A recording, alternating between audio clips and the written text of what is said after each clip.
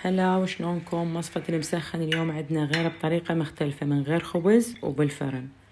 بالبداية نسوي صلصة المسخن عبارة عن عصير ليمون، زيت زيتون، دبس رمان، كمية محترمة من السماق ومقدار الملح.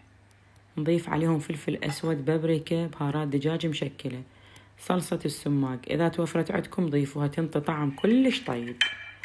المسخن يعني كمية محترمة من شرحات البصل، نصفها بقاع البايركس ونصف الدجاج ونصب الصلصة على الدجاج بالكامل.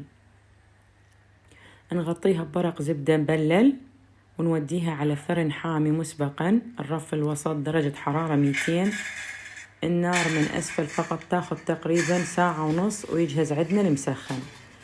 نعوفه يعيش حياته ونروح نسوي السلطة. أضبط شي تتقدم وياه هي سلطة الجرجير، كمية محترمة من الجرجير، عليهم شرحات طماطة، رمان، جوز، والصلصة عبارة عن دبس رمان، زيت زيتون، عصير ليمون.